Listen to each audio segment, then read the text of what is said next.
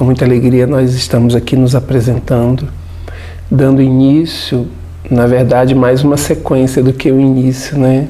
Nós já estamos aí há algum tempinho numa estrada e nessa estrada nós estamos buscando trabalhar esses elementos saúde, doença, equilíbrio, evolução, tendo como pano de fundo o processo da consciência, do despertar da consciência e como ferramenta, de uma forma muito especial, nós estamos fazendo uso da homeopatia. Então a gente está aqui hoje para iniciar essa série Conversas sobre Saúde, entendendo os fundamentos patológicos.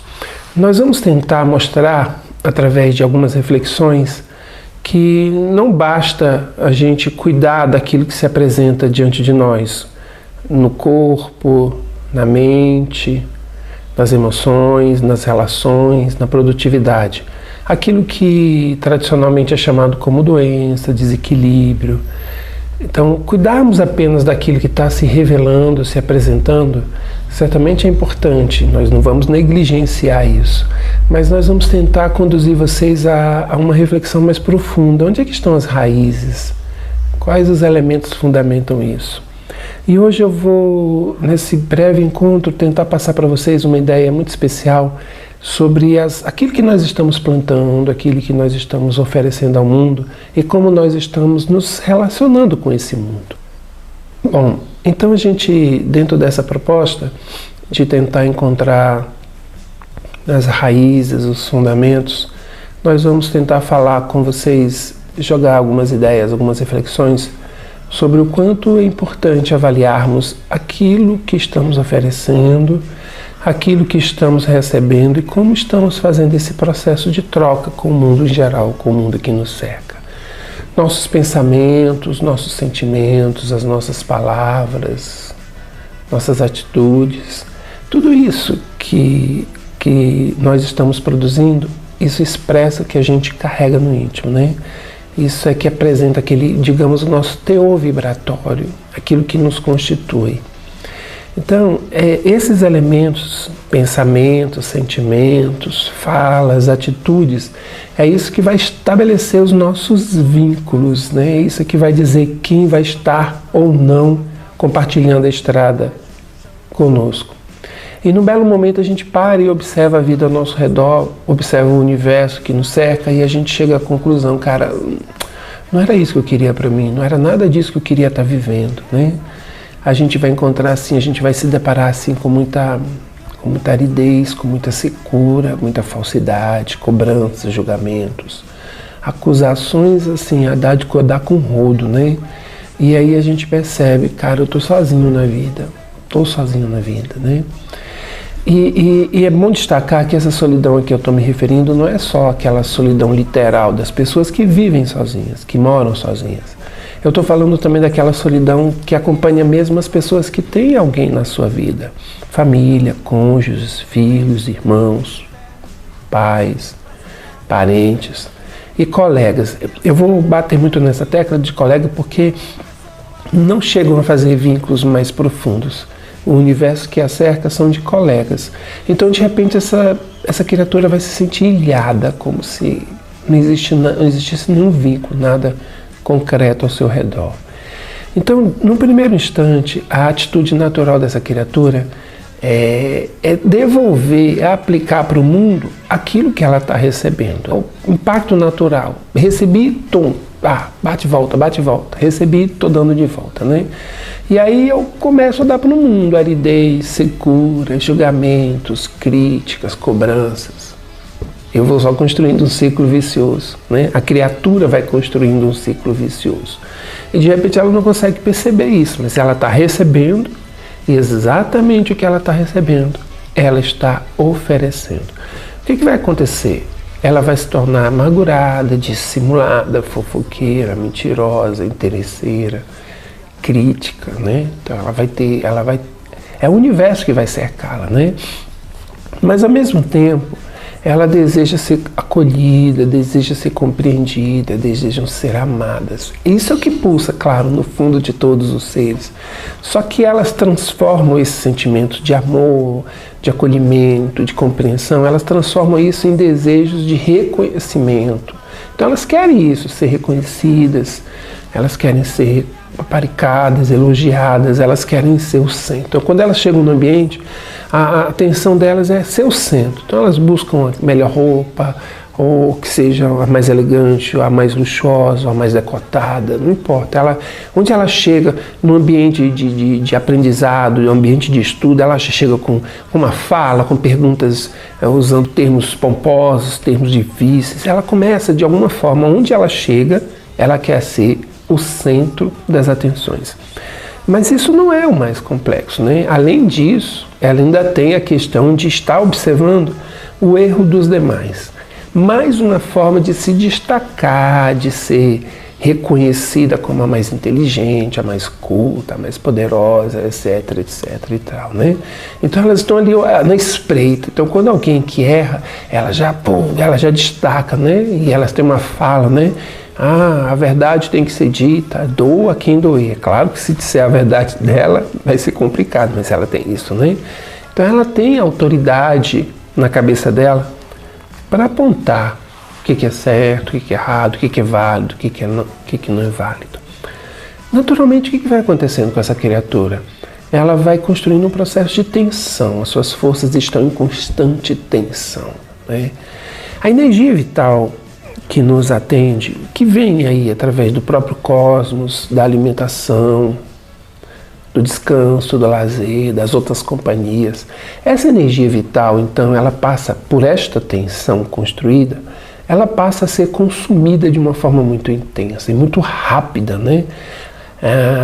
Essa fornalha, ela consome tudo. A fornalha que a gente diz, né? A fornalha da inveja, do despeito, do egoísmo, do orgulho, da vaidade. Isso exige um preço alto demais. Então, para manter tudo isso, elas se consomem, porque elas precisam estar por cima e, ao mesmo tempo, colocar os outros por baixo. Mas a gente não consegue estar o tempo inteiro na companhia dos outros, né? Então eu falei há pouco que elas são pessoas sós. E quando elas se deparam com essa solidão, então elas chegam em casa, não conseguem ficar sem ligar uma TV, sem ligar um rádio, elas querem ter barulho. O silêncio é muito inquietante, né? Então elas, quando estão com esse processo de solidão, elas vão começar a buscar analgésicos, relaxantes, calmantes, sejam isso em forma de medicamentos, seja isso em forma de drogas, né? Álcool, maconha, enfim, todas as drogas lícitas ou ilícitas, ou então elas se lançam em busca daqueles ditos prazeres, né? Esses prazeres que vão entorpecer os seus sentidos. Automaticamente a gente vai entender que o sentido, ele é a porta da nossa relação interna com o mundo que nos cerca. Então, esses sentidos, essas portas, elas estão bloqueadas por esses prazeres, que no primeiro momento traz aquele preenchimento, traz aquela força toda, mas daqui a pouco eles esvaem. Repito, essa fornalha, que consome a nossa vitalidade, que consome a nossa vida, ela é muito intensa. Tanto que você vai ver pessoas jovens, 30, 40 anos de idade, mas que já têm uma aparência consumida, 70, 80 anos. Você olha assim, não imagina que aquela pessoa tão jovem, mas ela já está consumida, né? Então essas pessoas, na busca desses prazeres, desse anestesiar-se, elas vão fugir de todo convívio que seja solícito, sóbrio, tranquilo, equilibrado, pacificador. Então essas pessoas, quando elas vivem numa estrutura familiar, elas vão, na verdade, se tornar controladoras. E é interessante que é um movimento muito, às vezes, aparentemente incoerente, porque elas mantêm o controle e, ao mesmo tempo, ela mantém uma submissão. Na verdade, o controle se dá justamente através dessa submissão. Mas uma submissão totalmente construída, ela não tem nada de natural. Não é que a gente tem que ter submissão um ao outro, mas elas se fazem submissas, mas por qualquer coisinha elas explodem em grosserias, elas estão sempre com uma palavra áspera, sempre com uma reação espinhosa para quem quer que se aproxima. O tempo inteiro elas estão se vitimizando. E através desse vitimizar, elas mantêm aquilo que elas entendem que é o controle. Elas querem ter autoridade, não vamos nos esquecer disso, né? Elas gritam pela presença, elas querem companhia, elas desejam, mas elas evitam qualquer tipo de intimidade, carinho, acolhimento, aconchego. Elas estão ali dentro daquela relação dentro da família, da estrutura, das paredes da casa, elas estão ali, naquela tensão, naquela coisa espinhuda. Mas fora das paredes, quando elas estão... elas falam que, nossa, como eu queria ter que meu esposo, minha esposa, meus filhos, se fossem mais próximos, como eu queria. Então elas passam uma ideia de que é uma pessoa lá fora, uma pessoa ainda por cima, sofrida, incompreendida, mal amada, que as pessoas não respeitam o quanto elas se dedicam, o quanto elas se envolvem, se doam para a família. Coitadinha, nossa. E quando veio o marido, quando veio os filhos, ou a esposa e os filhos, eles olham assim, que pessoa falsa, está aqui com esse sorriso, mas dentro de casa está tratando ela desse jeito. Nossa, como é falso, né? E o que elas fazem então? Vão às compras, vão à análise, vão à terapia. Então aí acontece uma outra coisa muito louca na cabeça dessas criaturas. Quando elas encontram um lugar, um ambiente ou uma pessoa que inspira confiança nelas, elas, num primeiro momento, elas se aproximam, elas se sentem acolhidas pelo que aquele ambiente, pela aquela instituição ou por aquela pessoa proporciona. Ela se sente acolhida, se sente em paz. Mas já num segundo momento, uma força muito intensa no íntimo dessa criatura, que ela já vai colocando para fora a sua necessidade de ser superior. Então olha só essa contradição. Ela se percebe acolhida, aconchegada, ela percebe que tem alguém ou um espaço que tem algo a oferecer para ela, seja não só de conhecimento, mas principalmente de entendimento, de acolhimento. Aí o que ela faz? Ela começa a entrar num movimento de competição, de agressão. Então, aquela pessoa que no primeiro momento era alguém que a acolheu, se torna inimigo. E de alguma forma ela toma para si o dever de desmascarar essa pessoa, né? De provar que ela é farsante, charlatão, e que ela é mais que a outra, que ela é mais inteligente, que ela conhece mais, que ela merece estar, inclusive merece estar lá no lugar da outra. E ela tenta fazer de tudo para construir algo parecido, mas tudo que ela faz, como diz, desanda, né? Anda para trás. Por quê, né? Ela está construindo toda essa atmosfera. E nesse movimento de tentar, digamos assim, agredir a quem no primeiro momento lhe ofereceu até um certo acolhimento, ela vai se tornar mais ardilosa, mais disciplinada. Claro, com aquele verniz de carinho, de educação, de aconchego, aquela máscara social muito intensa. Por nossa vivência, nossa prática, nós entendemos que o caminho de reequilíbrio para essas criaturas será um caminho muito árduo. É um caminho longo, é um caminho cheio de pressões e exigências, principalmente da sua própria consciência. Afinal de contas, ela vai ter que voltar sobre seus próprios passos e ela vai ter que encontrar nesse caminho tudo aquilo que ela desfez, que ela machucou, que ela feriu, que ela agrediu. Ela vai ter que recompor e recompor-se nesse movimento. E é claro, ela vai se encontrar com essas ofensas, com a ingratidão, com chantagens emocionais, com agressões, calúnias, difamações. E aí ela vai perceber uma coisa muito louca. Cara, isso tudo é só colheita. É só colheita. Está na hora de parar de colher isso. Está na hora de mudar o que eu estou plantando.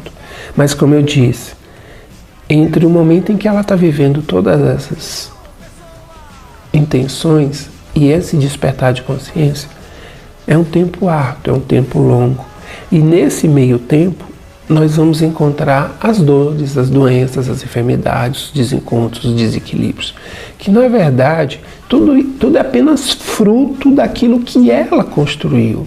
Então, se eu entendo que todo o processo patológico, sofrimento, e quando eu digo sofrimento, não só no corpo, na mente, nas emoções, nas relações, na produtividade, aquela pessoa que não consegue se equilibrar materialmente, aquela pessoa que só vive em relações dolorosas, difíceis, complicadas, eu estou falando que tudo isso, na verdade, esses adoecimentos, eles fazem parte de um processo de reequilíbrio, de reconstrução, de retomada da sua verdadeira estrada. E vai ser doloroso, porque foi doloroso a forma como ela construiu esse trecho da sua caminhada. E ela vai ter que retomar isso. Então, fica aí o convite, a reflexão. Nos façamos diferentes. Nos tornemos diferentes. Busquemos os verdadeiros valores, o positivo. E vamos nos doar a nós e a quem nos cerca. Está tudo em nossas mãos. Tudo depende da gente. Muita paz, muita luz para todas nós. Até a próxima.